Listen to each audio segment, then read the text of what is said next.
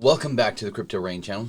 As your host, Jay Murph, I'm going to share with you today my thoughts on one of my favorite projects, Cardano, as well as some secondary thoughts on some other projects that I like very much. So, let's go ahead and get this party started, everyone.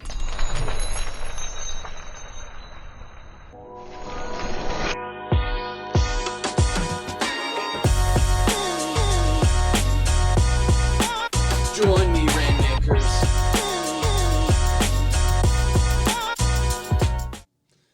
Alright, so we're here in the beginning of May 2021 in a year that we hope will be absolutely epic. Now, do we know that this year will be epic? No, I use the word no very sparingly, only when I actually know things. We just strongly suspect that 2021 will be epic because the last two crypto cycles, the year following the halving, had amazing, massive gains, not only in Bitcoin, but in the altcoins as well. And so there's every reason to believe that likely that will happen, and I'm basing a lot of my own decisions on that idea. Do I know that it'll happen? No. If you're looking for sure knowledge, well, there's nothing in this world that sure we don't even know that the sun will rise in the morning for sure. Just highly, highly likely. So in the crypto space, we deal with probabilities, and that's what I have to base everything on. So if you ever ask me if I know something will do well, the answer is always no. Now, I might not even suspect it will do well. It depends on what your question is. But I'm going to share with you some things that I suspect will do very well. Just note, none of this is financial advice. This is just my feelings as an investor. So, let's talk about Cardano. First, I want to thank all of you for growing the channel. We're at 10,400 subscribers since I really started posting in January. So, thanks to all of you who have joined me in this bigger vision of where we're going together. Now, I'm just an investor like you. I've been in crypto for 4 years. Prior to that, I've been an investor in general, and I learned that there's a mindset to being successful in investing that applies not only to crypto, but every type of investing, because when we're brand new at investing, we make a lot of disastrous decisions. Now, some of those decisions I made in other things, and I learned the hard way to avoid them. Now, funny enough, when I got started in crypto, I even made some of those mistakes again because crypto was so new to me, and just sometimes you got to touch that hot stove to learn not to touch that hot stove. I don't tend to make those mistakes anymore, thank goodness, and cryptocurrency has been very, very good to me. Now, thankfully, for all of us, I suspect that we're going to have a really strong year here. I do suspect that we will then have a big pullback, or what we call a crypto winter, or a bear market, and then we'll have at least one more big cycle again, is my guess, hopefully two. So we do have some time to learn and get things right. Just know that this cycle at some point will probably come crashing down upon us. So every one of us should have some take profit strategies and when to take profits. And we're going to talk about Cardano because that has been on my mind a lot. So let's look at Cardano and where it is and where it might be going. Now, this is Cardano as seen on TradingView for Binance. Now, we're dealing around this number here, which is its previous all-time high. It's had a lot of trouble here. Now, Bitcoin had a lot of trouble at its previous all-time high and finally broke through. Ethereum, we saw that too. And so this is a major point of resistance. But it's been trading sideways now all the way since 28 February. So March, April. So we're over 2 months that it's been trading sideways now. And I suspect it's continuing to pull that elastic band back, that when it finally breaks through, comes back and retests, and then continues upward, we have a shot at some really big momentum. Now, it's had some big news, and I'm staying with what I think the top of what it could do this cycle. And I use the word could. I don't know that it's going to do this, and I'm definitely not holding all my Cardano till it hits this point, because what if it doesn't? I don't want to be holding everything into the coming crypto winter or the coming bear market. I made that mistake in 2017, thinking that the big pullback that happened at the beginning of January was just a temporary setback. only to find out it reached the top, and then it pulled back a ton. It then started to go up, and then it pulled back more. And then it just continued a long decline into what we call the crypto winter. And I don't want to be in that position. Again, watching my altcoins retrace anywhere from 95% to 99.5%. So some of them actually retracing 100% because they went to zero. That was painful. And I'm not going to be playing it this way this time. All right, so where do I think Cardano can go? Now, you probably watched the update with Cardano Africa, and that was actually came out bigger and better than I would have thought. And that was really cool how they're using Cardano for tracking like grades and students and a lot of things in Africa. And I'm really excited about the function behind that. And I would love to see more countries adopt that. That was a very big deal. And we haven't seen the price go crazy yet, but it's still in its building momentum phase. It had a massive, massive run here from all the way at 7 cents all the way to $1.40. So it 20x'd not that long ago. It has to build some momentum. And if you think about it, these pullbacks aren't even very severe. So there is a lot of strength behind Cardano, but just realize that the people selling, a lot of them bought back here, so they're making massive gains selling at current prices. And so what happens is when enough of it changes hands, you run out of people willing to sell their Cardano, and so then the price only goes up from there because there's almost no sellers, there's a lot of buyers, and then the price usually goes parabolic again. I did want to relate some things to Cardano, but they also relate to Polkadot, so let's swing over to Polkadot and take a look at it.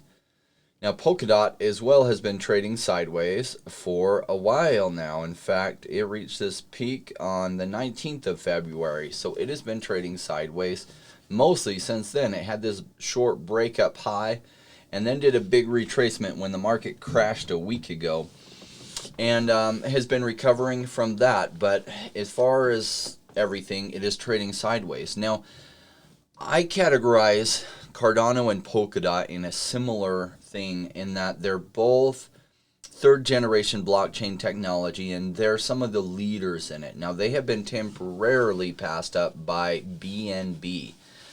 And let's look at BNB's charts, because BNB is functional. It's not perfect, but it's very functional as the Ethereum alternative. And what you found is people are not near so loyal to Ethereum as many people thought. And even though BNB token is centralized and the Binance Smart Chain is centralized, you've had a lot of migration. And if you look at this, since the beginning of February, well, we'll go the 25th of January, $36 up to 620. That's about an 18x since, what, a couple of months ago. And so the reason is because there's a lot of demand for smart contracts and the functionality behind that related to DeFi and other things. And BNB, or Binance Smart Chain, has been absorbing a lot of that momentum. I mean, it's amazing that Ethereum's price hasn't dropped more than it did for a while, and that still traded upwards, but Binance has been absorbing a lot of that momentum. And you've seen this big swing because the Binance Smart Chain was such a better alternative to Ethereum, but it's not near as strong as these two. It just wasn't built for doing the things that these two are built for. And so I like both these projects, but between the two, I like Cardano better, but who knows? Maybe I'm wrong on that. Maybe Polkadot, the ecosystem, outperforms Cardano. I've been aware of Cardano much, much longer than Polkadot. And, it took me a while to understand the ecosystem better because it's so big.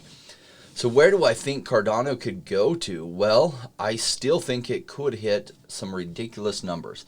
And let's talk about math a little bit. And let's talk about, I want to pull up Bitcoin dominance because that is so relevant. Bitcoin dominance, there we go. If you Google search this, first thing that comes up is that on TradingView. You click on here and they'll give you the full featured chart. And that's what we want to look at. So this is so highly relevant, Bitcoin's dominance. And we broke below the 50%. And this is Bitcoin's market cap, their dominance, versus all the other altcoins. Now, at the top of the altcoin run last cycle, Bitcoin still held 35% dominance. I suspect it's going to fall far below that this time. And the reason is last cycle there were only a few altcoins that really had some functionality in play, and just a little bit of functionality. There was no DeFi yet. There were a few NFTs, and Ethereum was used to fund a lot of ICOs, and so that was Ethereum's use case last cycle, and that was mostly its entire use case, that and CryptoKitties and just a few other NFT projects. And so I think this time it could come down as low as 10% or 5% is a possibility. I don't know that it will hit that. But let's say Bitcoin's market cap hits $4 trillion. That's 4x from here because it's been swinging around a trillion. Okay, so if Bitcoin's market cap is $4 trillion and it has, say, 5% market dominance, that would mean that there would be what? We've got to times that by like 20, so it would be like an 80 trillion market cap. Now, what if Bitcoin's dominance is 10% and the market cap of Bitcoin is still 4 trillion, but the altcoins go up so much that Bitcoin's dominance is just the 10%. That would still put us at a $40 trillion overall market cap. I know some of you hear those numbers and it's completely unrealistic. That will never ever happen, and I suspect it might. We really haven't seen the mass FOMO that usually happens near the end of the bull run cycle. Do we know for certain that'll happen? No, it's just really, really likely. And the massive FOMO comes as everybody starts making even bigger gains than they've made, and all those people that have been watching a little bit on the sidelines all of a sudden decide they're going to go all in, and they start pulling out massive amounts of money to throw it into Bitcoin first and then altcoins. And prices go absolutely parabolic and absolutely unrealistic. And if we hit a $40 trillion market cap or an $80 trillion market cap, is it fair to say that some of the best projects out there could have a $1 trillion market cap themselves at that point? I think that's fair to say that that could happen. And I think Cardano and Polkadot are right in line for that. So I made a price prediction that possibly Cardano could hit all the way up to $30. Now, if we look at where I drew this and you look at the fib extension, this would show that in the medium term it could hit $6. But if we were to then draw this chart up to there and it hit $6, let me show you where these fib extensions go to. Wow, almost $30 right there. 27, roughly $28. So could it happen? Yes. Am I going to bet all my chips on that and save everything I have till that happens? No, that would be absolutely crazy. And what sucks is if it does and you sell a bunch and start having other take profit zones at like $7 and $10 and $14 and $21, etc. Yeah, you end up making a lot less than if you held everything till $30. But what if it doesn't hit $30 and it turns around at $22? You are waiting all the way till $30, and all of a sudden it goes from $22 down to $5 and then later down to $2. You missed a chance for some massive gains. So it's at the end of the day, it's not how much money you make, it's how much money you keep. And if you don't take profits and you don't tier you're taking profits, well, you're just likely to miss the very top and then end up selling at a way lower price than if you had had other take profit zones just to lower your risk. Does that make sense? So can Cardano hit $30? It is highly possible. If our overall crypto market cap hits 40 to 80 trillion, it's highly possible. Now, when you hear those kind of numbers, I think our total market cap is like 2 trillion right now. So that means the entire market cap would have to 20 to 40x from here. Well, what usually happens this part of the cycle is a lot of FOMO, and people that are on the sidelines that have none of their money put in crypto all of a sudden start jumping in and throwing their money at everything. And that's what drives ridiculous prices.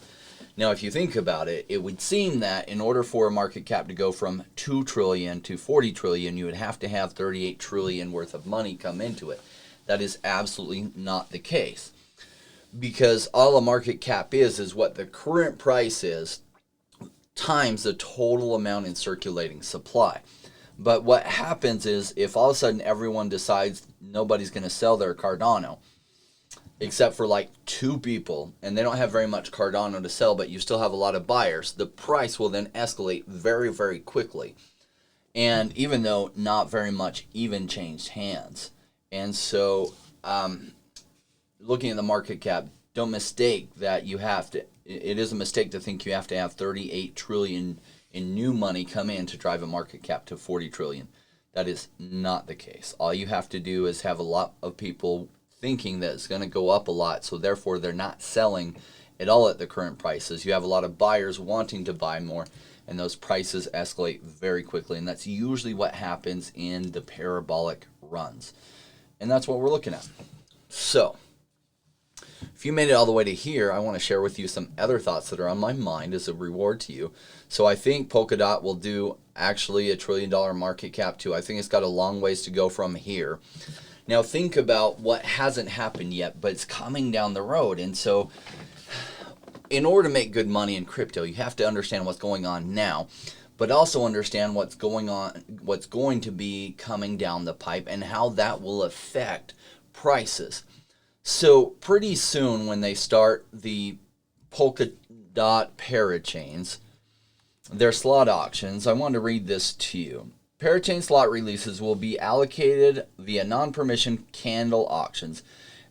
After the first auction on Polkadot, there will be a new auction taking place roughly every 2 weeks. After each auction, the winning parachain will be deployed to the network at the beginning of its lease period.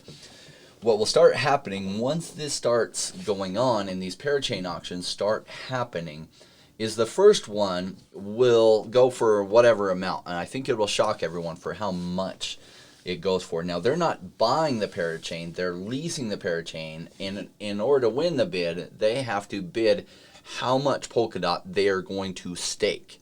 So all of a sudden, that Polkadot gets staked, taken off. However, everyone else interested in parachain then is going to start buying even more because they realize how much that one went for.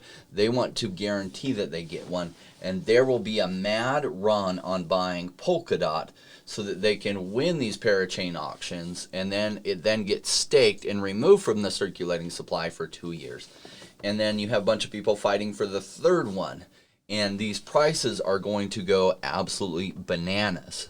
Mark my words on this. I mean, do I know this is going to happen? No, this is just the psychology behind what should happen.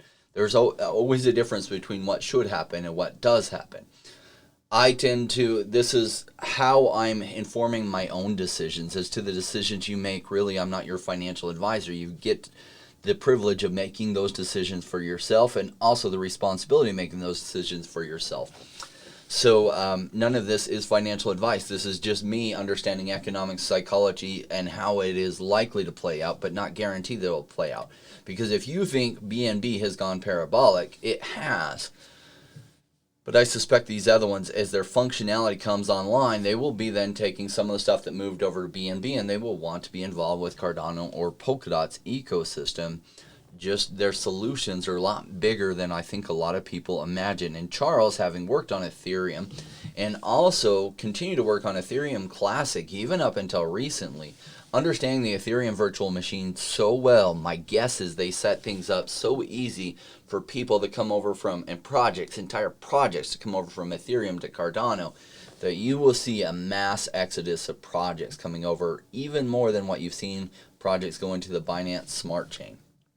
All right, back to one of my favorite subjects. This is Ecomi. Now, thankfully, Ecomi got super heated for a while there. You know, before it even hit my radar, and I know I bought in the pre-sale in 2018, and I actually completely forgot about them. And didn't even think about it since a few months after that. And hadn't really heard anything. It re-hit my radar in 2000, like literally not too long ago, and the price was already at like 0.22 cents. It then continued its run up to 1.2 or 1.4 cents and has been having a very nice retracement. Now, unfortunately, in the history here on Bit4X, it only goes back to April. So in order to look beyond April, I have to come to here, but this is my awareness on it hit right about here. Then came back, was trading sideways, and then went up tremendously. And then it's been trading sideways. Now, I have been making some pickups on this. I'll talk about Vivi and Omi and Ecomi as a company in a second. For a minute, I want to just talk about price. I think at some point NFTs are going to come back and have another resurgence. And Vivi, their product, and Ecomi as a company is doing a lot of cool things, continuing to secure good licenses. According to the founders, they have 3 years worth of licenses already that they can continue to roll out. And some of them are big. It's rumored that they got the Hasbro license, so essentially think Transformers and G.I. Joe. They have a bunch of other licenses. It's unknown who's going to get the Pokemon license. That will be a huge deal if it goes to somebody like Ecomi. And they are in one of the strongest positions to get that license. We don't know if they get it, but my guess is that Pokemon will probably choose to go with an existing company and sell the license rather than trying to do their own thing. But who knows? They might. That is one of the biggest licenses out there for grabs, and Ecomi is one of the best positioned for that. That would absolutely make this go parabolic. But let's look at the market cap overall. It's trading at right around $1 billion. So when I'm evaluating things, I think, well, where could this market cap go? And this market cap, in my opinion, could go to 100 billion market cap. And right now, that's a lot of money because nothing is that high. In fact, let's look at, I wouldn't say nothing. There's very few that are that high. BNB is almost at that.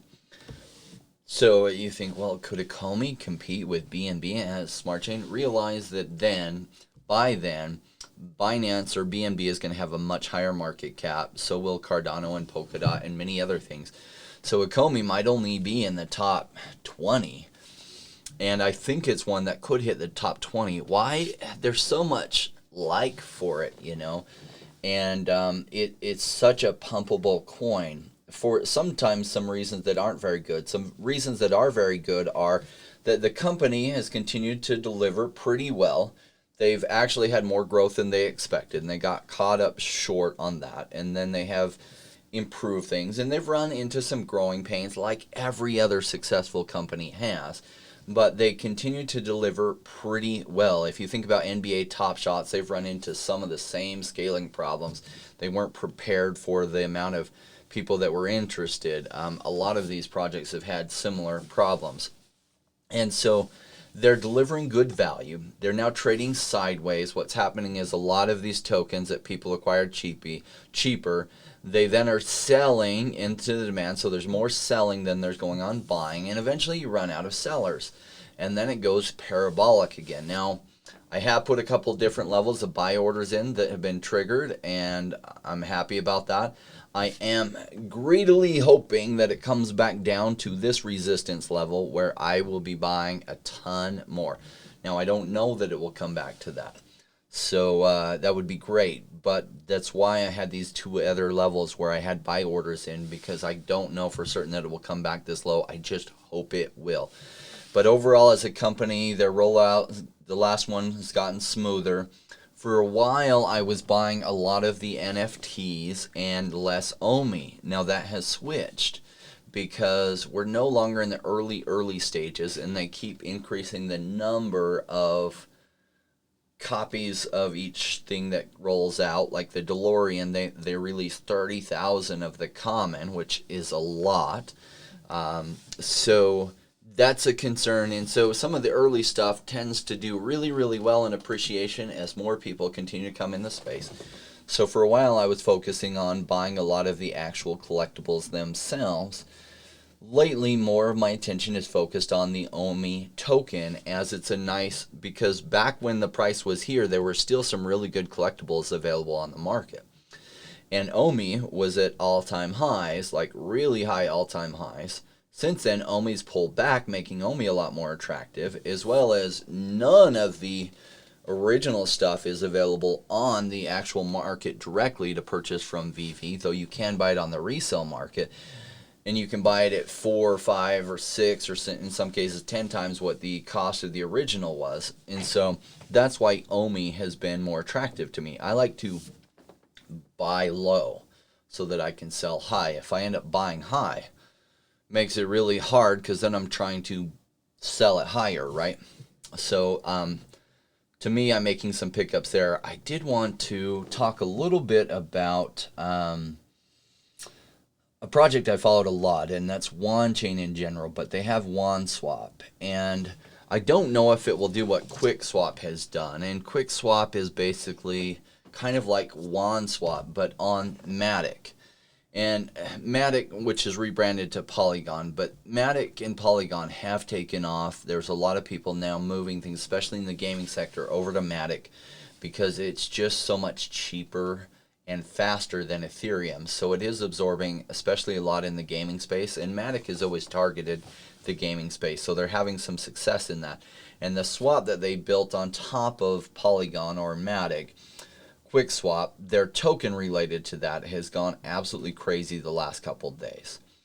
Now, with that said, will that happen to the WASP token and the Zoo token related to let's look at the analytics and let's look at where the price on the WASP token is. Now, just realize they continue to get more and more liquidity and more money locked up into Wanswap. And this has continued to grow since I started talking about it way back here. And so let's look at the WASP token. It did go all the way up to like 50 cents. It's had a big retracement here. You also see that kind of big retracement on QuickSwap's token. Look at this. It's all the way up. Now, there's a lot less. Their total token supply of these is a lot less than Wanswap's.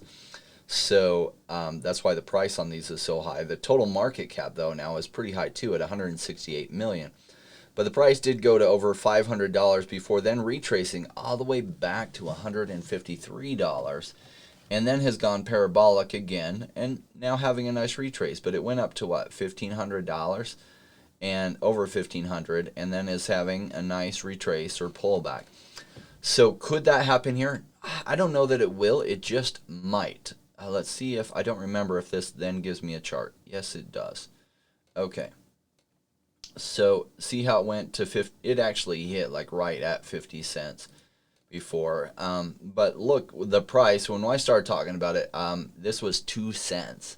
And so it has gone, even at today's prices, 15x from there. But there is a possibility that Wanchain, as it continues to get some big deals, it gets more attention. And so it could do these same kind of numbers. Now, I have been actively using Zookeeper a lot, which is like the sister site, which has made Wanswap even more interesting. Because you can come here and let me show you the Zoo. Now, for some reason, I always have to hit refresh when I go to that and then come here. And so I am farming to earn some Zoo and WASP. So this isn't an instructional video on how to do this. You can look at some of my past stuff, and I briefly do a quick walkthrough on this. But earning some Zoo token, and they're trading, last I checked, at about anywhere from 50 cents up to $1. And I do have a lot of liquidity locked up in this. If you look here, 48,000 total liquidity on that one, 31,000 here. And then you're looking here, I just added a little bit to here, 1,200 here, and let's see, and about 8,600 here. And so these results, I mean, it really pays out pretty well in both the Zoo and WASP token. And my hope is that WASP and or Zoo do what just happened to QuickSwap. I don't know that it will. But in the meantime, even at what it's paying out is really attractive. And I've liked that they just opened up this pool here where you can then stake your Zoo and your WASP token together as a pair. And so I've been taking my profits and throwing it in here just to earn some extra Zoo. And I did that earlier this morning, and so already I'm at 1.34 zoos. So if you're looking for a fun liquidity project that you know, this Zookeeper and WanSwap were audited by the Wanchain team, though it's not directly run by the Wanchain team. Essentially, they really just forked Uniswap and some other things to develop a lot of the code behind this. And then they spent a good amount of time testing Zookeeper before they finally released it. And it's cool because you can then earn Zoo tokens. You can come over and to Expedition. You can buy some gold chests. You can buy silver chests, but then you have like a 1 in 10 chance of getting an NFT. If you buy a gold chest, so 4,600, basically 4,700 Zoo tokens, you can buy a gold chest. Here's what I did: is I came over to the not the market, Expedition. I came over to here, and I locked up some to earn a chest. And what I like about this is it ties it up for essentially half the cost of what it would cost to buy a gold chest, but yet that would be burned. Those Zoo tokens would be burned. I went ahead, when I got to a certain number, I went ahead and locked this up to do this. Now, I did pull out some Zoo and some WASP token, and I sold those to be able to buy some Topps Major League Baseball packs on the resale market. Essentially, I cashed out some of my WASP and some of my Zoo tokens to, it was about 3,500, but I had it there sitting there liquid, and I sent it then, I cashed it into Wanchain, sent the Wanchain over to Qcoin. And then I converted in Qcoin that to USDT, which then I converted into Wax. And then I sent Wax all the way over to the Wax chain so that I could buy some of the Topps packs on the resale market so that I could get more of those, because I totally got shut out of my order, totally got canceled when I tried to buy them when the Topps packs launched. I bought 10 packs and that order got returned to me because for some, it must have been too late or it failed or something.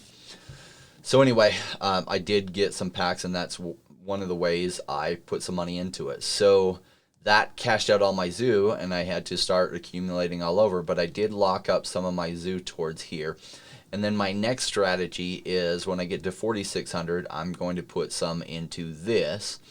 And then I'm going to keep saving till I hit this. And the reason is what I like about these is that once this gets done, you then unlock it. And essentially, I think you can do it again. And then I'll just do it again and do it again and do it again. Because if you do it this way, it burns the Zoo. Now, I'm really patient. Some people don't have the patience for this, and that's okay. I have a lot of what's called delayed gratification. That I'm willing to delay my gratification till later, because I know later I'm going to have a lot more gratification. What I like about this approach is then you can keep doing it and keep doing it.